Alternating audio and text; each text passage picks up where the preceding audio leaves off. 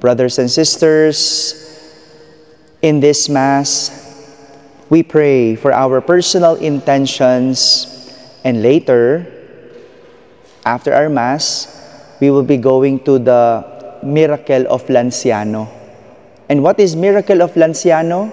It is the real presence of Jesus turning into real flesh and blood of Jesus. Mayroong isang monk na nagduda kung ang tinapay at alak ba ay tunay na laman at dugo ni Jesus. And in that Mass, during the consecration, the bread turned into real flesh, and the blood turned into real blood of Jesus. That's the miracle. We pray that God may give us miracle, especially on our own intentions. The Lord be with you. A reading from the Holy Gospel according to St. John.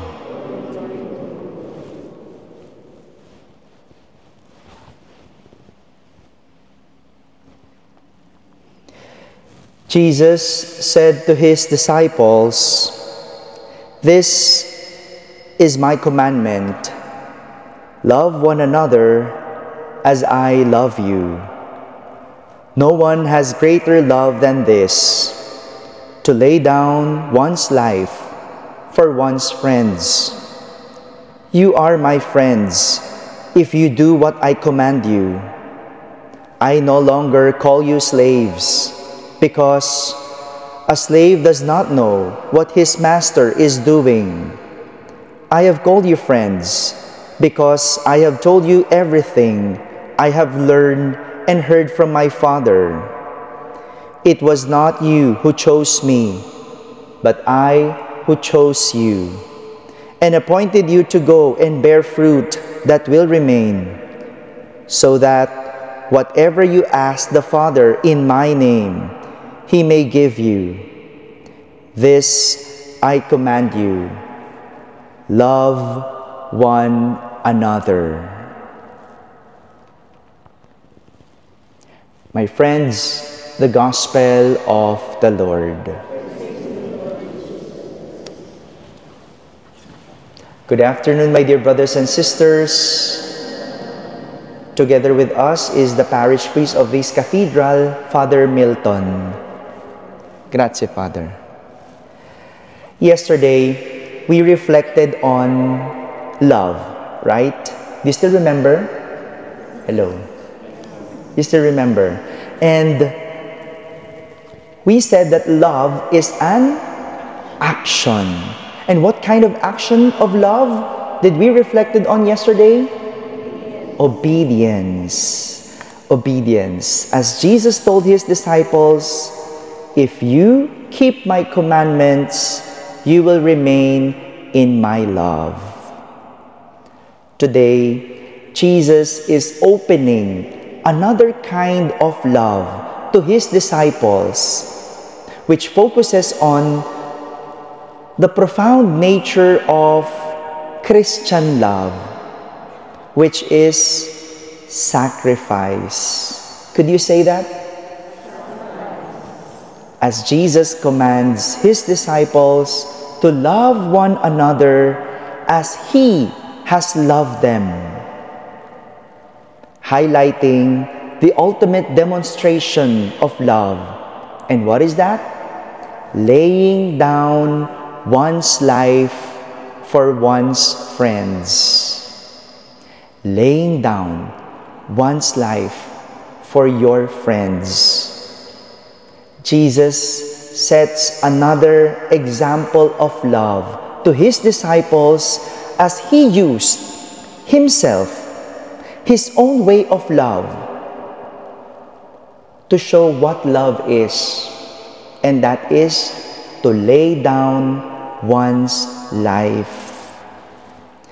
This is how Christians or a follower of Jesus should love, to be able to lay down one's life for friends, or to be able to sacrifice one's life.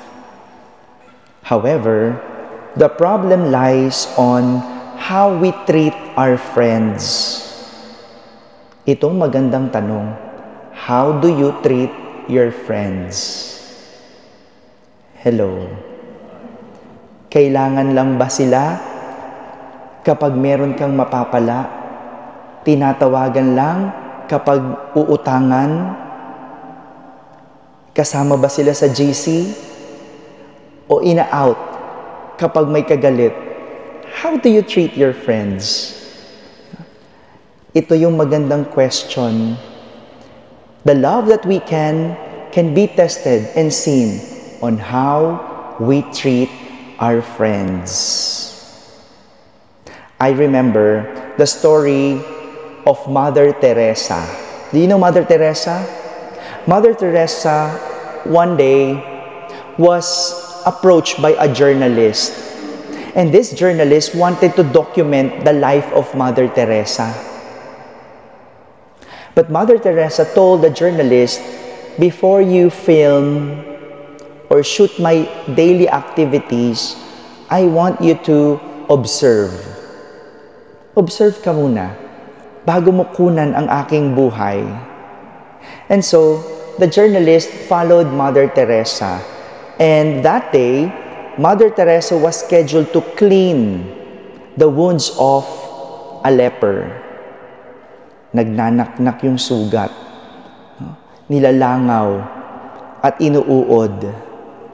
And while cleaning the wounds of the leper, the journalist could not stomach what he saw and how Mother Teresa cleaned the wounds of the leper. And so, the journalist vomited. Nasuka siya. When the day was over, the journalist went to Mother Teresa and apologized for vomiting. He told Mother Teresa, I will never do what you did, even if you pay me $1 million. Hindi ko gagawin yung ginawa mo kahit bayaran mo ako ng $1,000,000.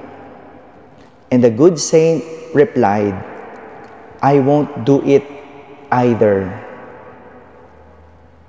but I will do it for love. Ito nga naman talaga ang magagawa ng pag-ibig. Ang gawin, ang hindi mo inaakalang kaya mong gawin, kahit pa ibigay ang iyong sarili.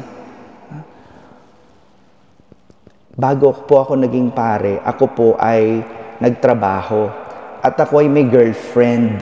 No? Ilan lang naman tayo dito, tayo-tayo lang naman, no? Hindi na ito makakalabas, bilang ko kayo. No? Tsaka yung mga followers natin sa YouTube, no? Yung girlfriend ko, taga Bulacan. And during that time, we live in Manila. Hinahatid ko yun hanggang Bulacan. Yung nanay ko, nagagalit na sa akin. No? Ano oras ka na umuuwi? No? Hinahatid ko, Bulacan to Manila. Ginagawa kong parang kalapit lang. No? And I was doing it happily. I was not complaining. Pero nung break na kami, naisip ko, niloko yata ako nun ah. Ang layo ng Bulacan to Manila, no? Hinahatid ko. No? Look at the analogy. If you have love in you, you won't question. You won't complain anything. And I guess this is what Jesus is trying to tell us about what love is. To be able to give yourself wholly, buo, walang ititira, sagad. Kung kahapon, pinaringgan ko yung nanay ko, aba, bida naman siya when it comes to sacrifice. Iba magsakripisyo ang magulang. Ano po? Especially our mothers. When we were still young, we used to live in Rizal and our school was in San Juan. So my mom would always wake up 3 a.m. for us to prepare Pagising niya, hindi pa nagmumuta, magbubukas na ng kalan. She would cook our baon and wake us up. Gigisingin kami isa-isa. 3 kaming lalaki, yung bunso, paliliguin na. Yung nanay ko, pagkatas buksan ng gripo sa banyo, babalik sa kusina. Ilalagay yung hotdog sa kawali. Pagkatapos ilagay yung hotdog sa kawali, babalik sa CR. Paliliguan yung kapatid ko. Pagkatas babalik uli sa kusina, no? Hahanguin yung hotdog. Babalik uli sa CR, bubuhatin yung kapatid ko, no? May medyasan. Babalik uli sa kusina, magsasaing. Babalik naman, ako naman ang gigisingin. No?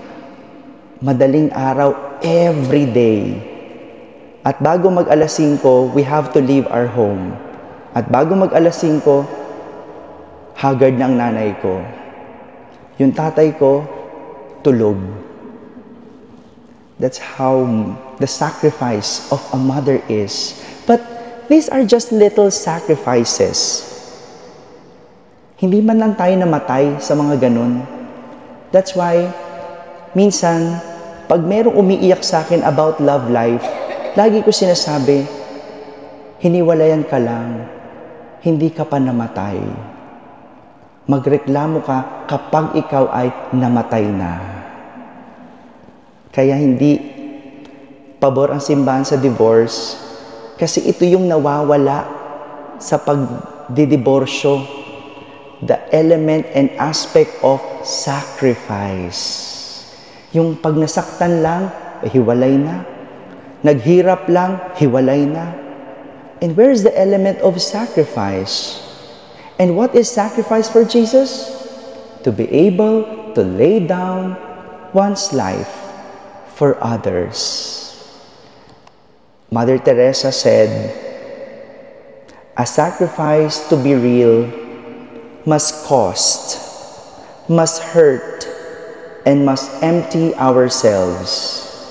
Meaning, if it does not cost us anything, and if it does not hurt, and if we are not empty, we have not yet sacrificed.